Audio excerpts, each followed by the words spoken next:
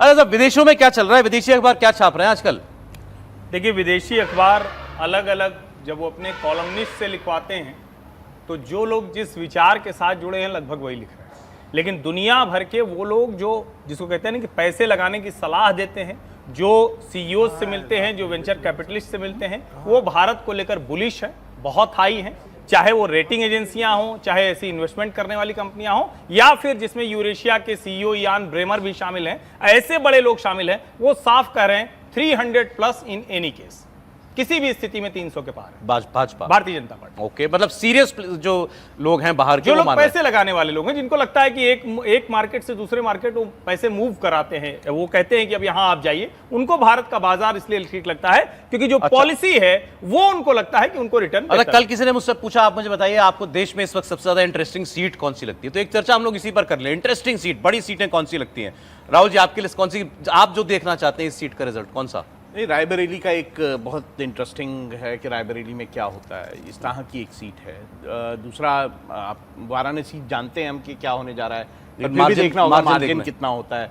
इसी तरह से जो बड़े बड़े, जैसे अगर अखिलेश यादव की जो सीट है कन्नौज की, उसमें क्या होता है, जितने भी बड़े नेता उनकी सीटों पे क्या हो रहा है। जैसे अमेठी की सीट जो है वो इंटरेस्टिंग ये हो जाती है कि क्या स्मृति ईरानी उसको दोबारा जीतेंगी कि नहीं जीतेंगी, ये इंटरेस्टिंग है। रायबरेली, अमेठी, कन्नौज आपको लगता है मजेदार सीट? हाँ सर, आपके लिए सबसे मजेदार सीट कौन सी इस वक्त? मुझे तो ऐसा कोई सीट मज़ेदार और गैर मज़ेदार नहीं, मेरे लिए सारी सीटें इम्पॉर्टेंट है। मेरे लिए ज़्यादा इम्पॉर्टेंट ये है कि भारतीय जनता पार्टी कहाँ जाकर के टिकती है और कांग्रेस कहाँ जाकर के टिकती है।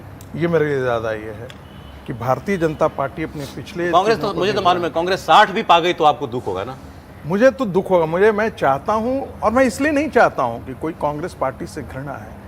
कांग्रेस पार्टी जिस प्रकार की नीतियों को लेकर के आई है अपने मैनिफेस्टो में, मुझे लगता है Congress has lost the vision for the nation.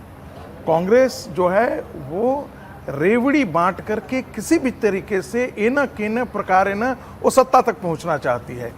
ये देश के लिए बहुत खराब है। ठीक है, तो आप चाहते हैं कांग्रेस जहां है वहीं रहे? हाँ, मैं चाहता हूं उससे नीचे चला जाए ये कांग्रेस। एक मिनट, शशि थरूर साहब की सीट के बड़ा मुझे जानना है क्या होगा तिरुवनंतपुरम? नहीं, मुझे लग रहा है सर वो सीट जीत रहे हैं तिरुवनंतपुरम, निकाल लेंगे। खबर आ रही है यहाँ के वायनाड, लेकिन राहुल गांधी वायनाड राहुल गांधी बहुत आराम से कोई दिक्कत नहीं यार। वो सीट ही ऐसी है कि वहाँ राहुल गांधी जीतेंगे, इसलिए राहुल गांधी ने वो सीट 2019 में सिलेक्ट की थी, और इसलिए राहुल गांधी की वहाँ कुछ मेहनत करने की जरूरत नहीं।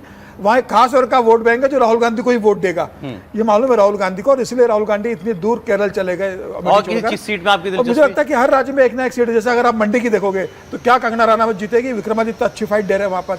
हर राज्य में 2-3 सीट ऐसी है जहाँ पर लगता है कि ये देखने लायक सीटें होगी। जैसे दिग्विजय सिंह की राजगढ़ है, क्या राजगढ़ में दिग्विजय सिंह वहाँ के राजा रहे, मुख्यमंत्री रहे, क्या चुनाव जीतेंगे? क्या हो रहा है इसका? छिंदवाड़ा कमलनाथ का? कमलनाथ सर मुझे लग ररा है आखिरी में हार जाएंगे, चुनाव में ज्यादा चर्चा, कमलनाथ हार जाएंगे वहाँ पर। मुझे लग रहा है जो साहू है, बंटी साहू, उसने आखिरी में मेहनत की। हालांकि महापौर जो पहले बीजेपी में आ गए थे कांग्रेस के, वापस चुनाव के पहले चले गए थे, उसके बाद भी भारतीय जनता पार्टी का अच्छा, मुझे बताइए किस राज्य में आपकी निगाह सबसे ज्यादा होगी?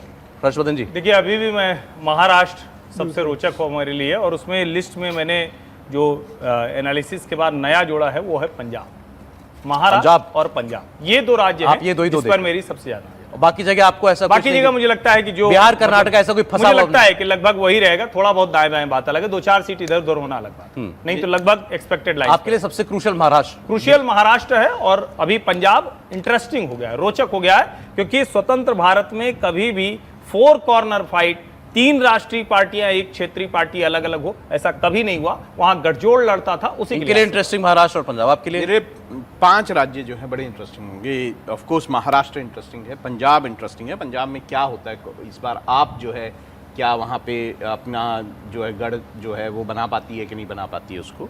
पश्चिम बंगाल में क्या होता है, ममता बनर्जी की पार्टी जो है वो क्या बीजेपी से हारेगी या वो अपनी जो सीटें हैं वो कायम रख पाएंगी या बढ़ाएंगी।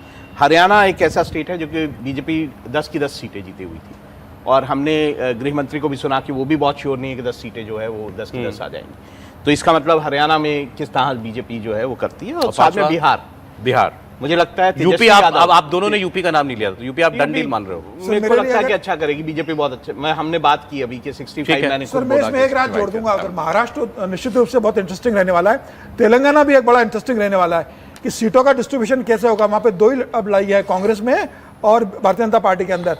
कांग्रेस राज्य में सरकार में है, कांग्रेस का मानना है कि वो 10 से ज़्यादा सीटें जीतेगी, भारतीय जनता पार्टी दावा कर रही है।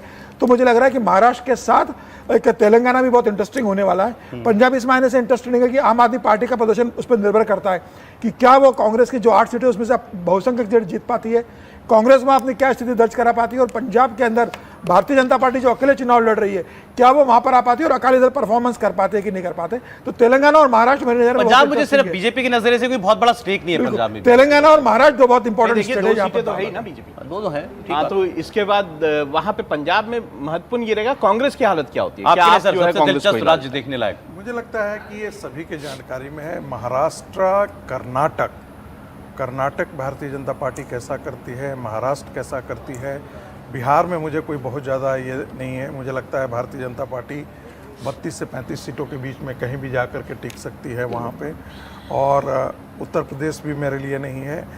मुझे बंगाल पर बहुत ज़्यादा नज़र है।